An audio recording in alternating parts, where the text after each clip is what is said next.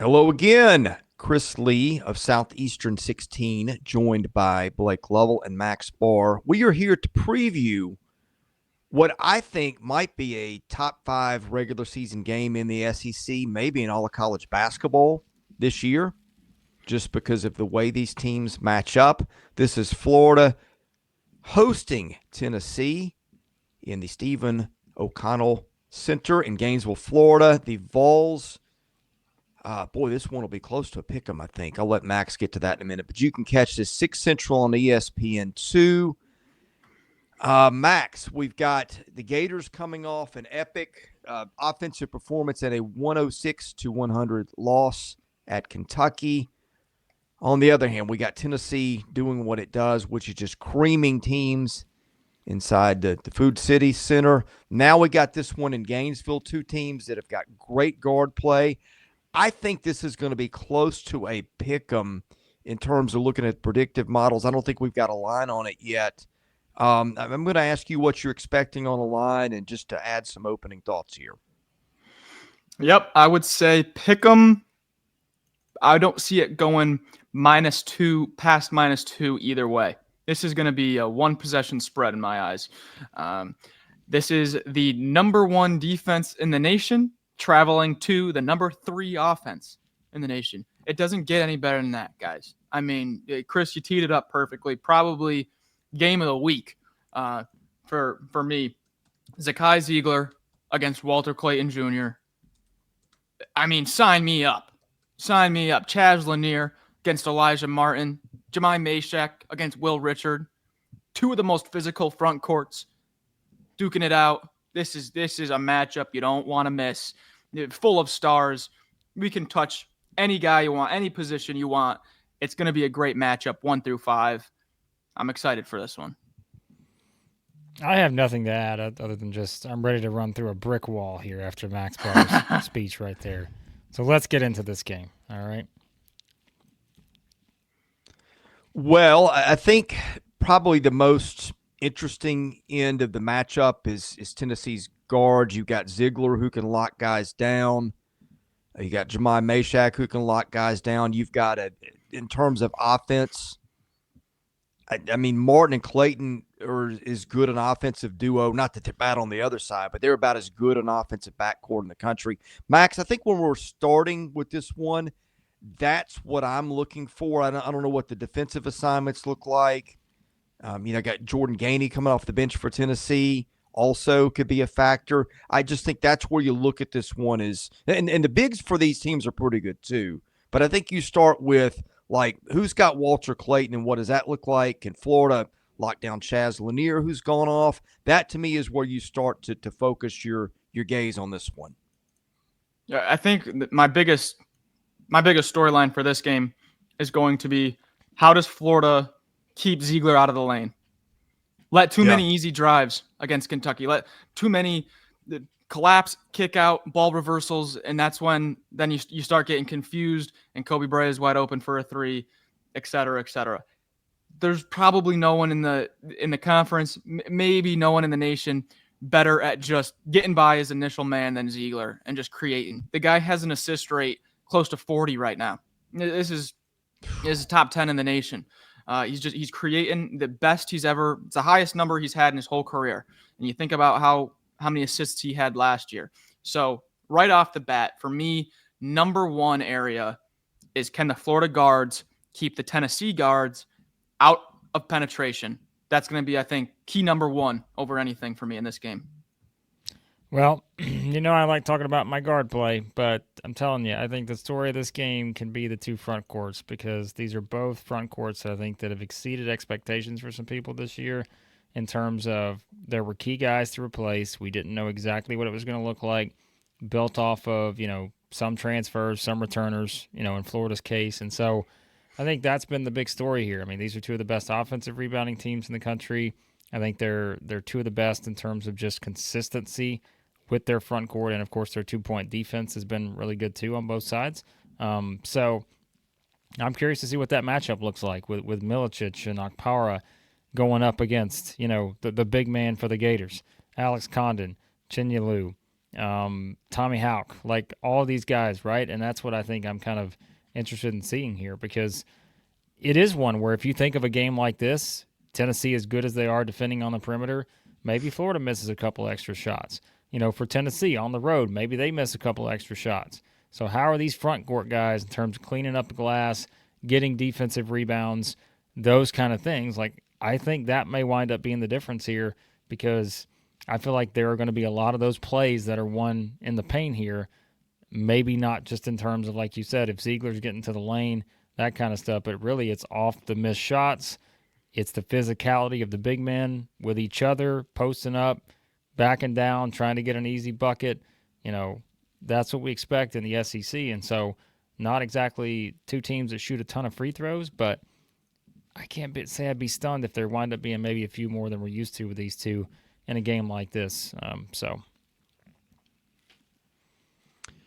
I think the whistle, how a game is officiated, obviously is going to be big. Now, you saw Tennessee overcome that at Illinois thanks to Jordan Gainey, but I am interested that the bigs are a key part of this matchup too, and how the game is called. Who avoids foul trouble is going to be a big thing.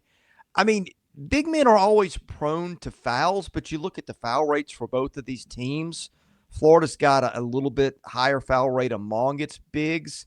I do think how the game is called, how much hand contact, all those things, and the bigs aside. But it is interesting. One thing that can help the Vols out in this one is their bigs don't really get charged with a lot of fouls, and that might be something that comes in handy because Florida's got 3 legit bigs. So that is something worth watching, is how the whistle goes. Do you see key guys on the bench for that reason? Yeah, and one thing about that Tennessee-Arkansas game is Arkansas had missed a few open threes. They did. They missed a few open looks that when you see that pass is made and the catch and release goes up, you're like, wow, it's a good look. Probably going to go in. It just wasn't falling for Arkansas. Tennessee has played 2 true road games this year. The one at Illinois, they held Illinois to 17% from 3. The one at Louisville, they held Louisville to 26% from 3. So how does that look on the road at Florida, who probably can match that Illinois perimeter attack? Is Florida going to shoot north of 30%, or are they going to be down there at 17 like Tennessee has done before? I think that's a major factor in this game, because you saw last year a few times when Tennessee went on the road, it's a little bit different than Tennessee at home. Obviously, they've been tested 2 times already, once more at Illinois, a little bit more than Louisville, but still, I think that's a factor. Does Tennessee keep Florida under 30% from 3, or does Florida make a few shots? I feel like that. You know how, Blake, you were saying in the Georgia-Kentucky game, Georgia's got to hit double-digit offensive rebounds. I think when this one, Florida's got to hit north of 30% from 3. Let's get to picks and why. Max, we'll start with you. Oh boy, this one's tough. Now there's a lot riding on this. We gave Kentucky the kiss of death on the road, and I picked Florida against Kentucky, and I was on my own. I was on an island picking the Gators. Trusted the Gators on the road, and to no avail. In this game, I think it's really going to come down to the individual matchup. I know it's going to be trading blows in the front court between Condon, Milicic, Chinyelu, Akpara. I feel like that's almost a stalemate. I think it comes down to that point guard on point guard, Ziegler on Walter Clayton. I think that's I think everything comes down to that. Can Ziegler lock down Clayton? And then on the flip side, can they keep Ziegler out of the lane? That's a one-on-one matchup that really has a massive impact on this game.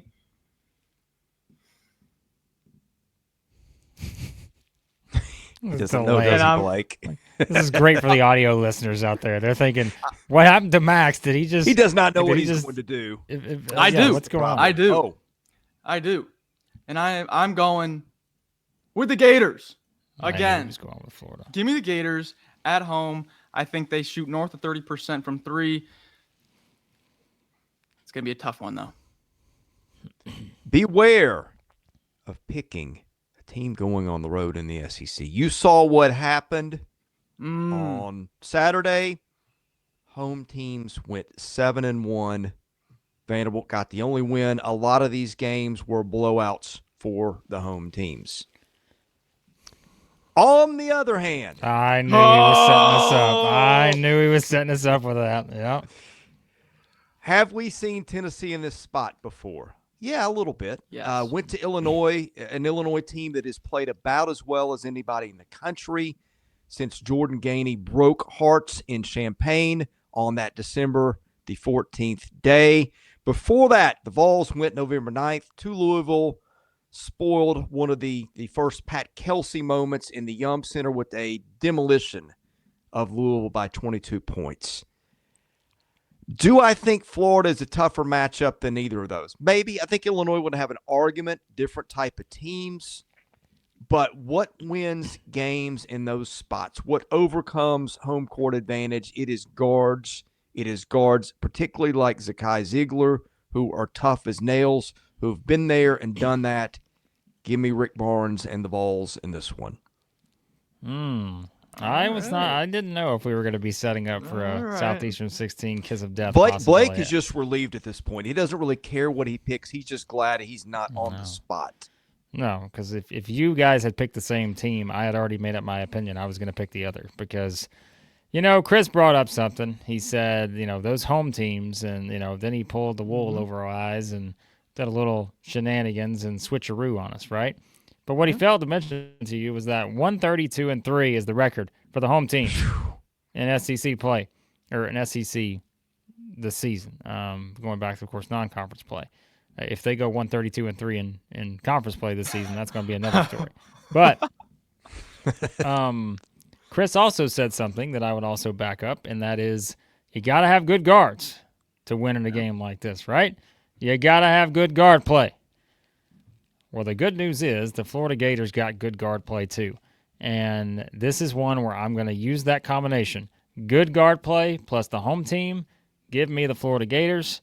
I know that we are sitting here doubting the Tennessee unbeaten streak to this point, but I think in a certain sense, Florida losing that game on Saturday kind of adds a little bit of a bad taste in their mouth heading into this one.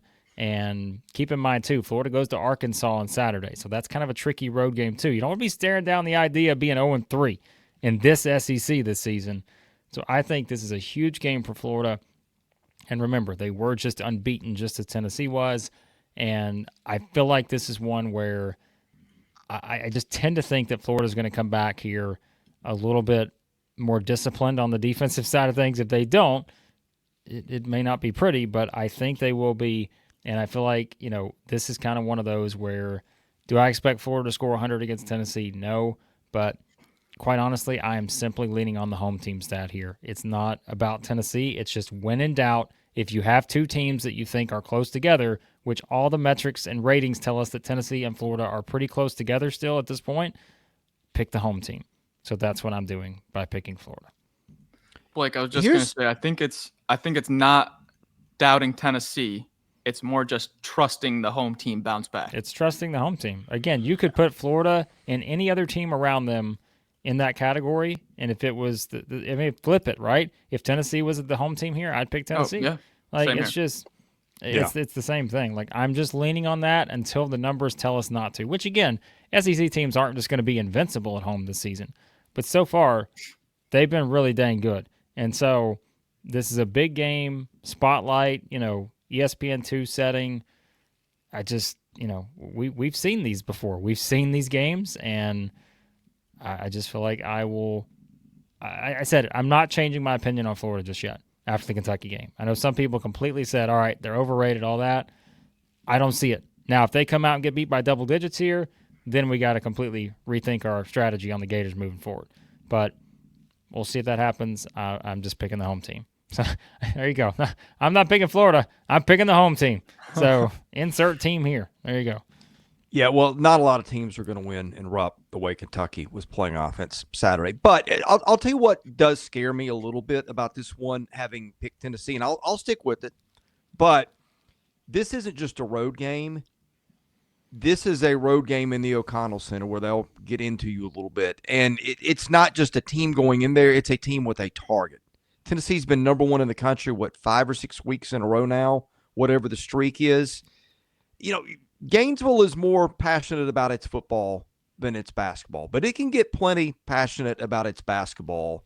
And you might see a few more butts and seats, especially student seats, for this one with Tennessee coming in with a target on its back. Well, here's what I failed to mention, and I was supposed to use this as part of my argument. I don't know why it was sitting right here on the tab. Probably because I have 40 of those open. But anyone want to do any guesses on – here's what's interesting. Keep in mind, Florida scored 100 points on Saturday against Kentucky, all right? Keep that in mind as I give you this next trivia note. How many combined points has Tennessee scored in their last 2 games in Gainesville, Florida? Oh, I'm not going to cheat, but this man is definitely not 100. Isn't he? Yeah. It's definitely not 100. Tennessee scored 54 on the road in 2023 in a 67-54 loss in Gainesville. They scored 49 on the road in 2021 and a 75-49 loss in Gainesville.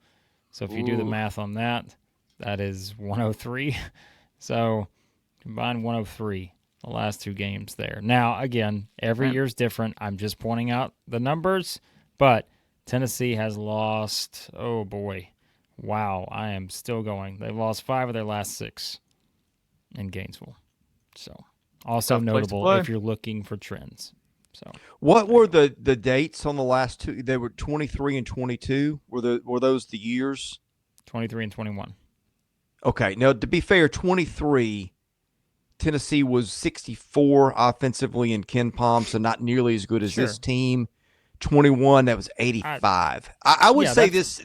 Yeah. That's not my point. My point is not that I think it's going to be the same. I'm just telling you that the trends tell you that they've struggled in that building going beyond just those 2 games, 5 of the last 6. Sure. Like they've struggled there. Yeah. I mean, I can go further, Chris. They scored 70 in 2017, all right? 2015, they scored 49. 2014, they scored 41. So, like, for some reason, like, I don't know why, it's just the lid comes on the rim when Tennessee plays there for the most part. But, yes, this team is better offensively than some of those teams that have made that trip. I don't disagree with you there. I'm just pointing out that it's kind of one of those weird, funky stats that you don't see very often, I guess. Yep. All right. Just feel wonderful about that now. But anyway, what's done is done. I wanted to wait until you made your pick to reveal those numbers. Well, thanks a lot, buddy. Nice. We'll be back to wrap it up either Tuesday night or Wednesday morning, where I will either gloat or take my lumps. Either way, we'll have our fun. We always do. That's what we do here at Southeastern 16. For Max Barr and Blake Lovell, I'm Chris Lee. You've been watching Southeastern 16 presented by BetOnline.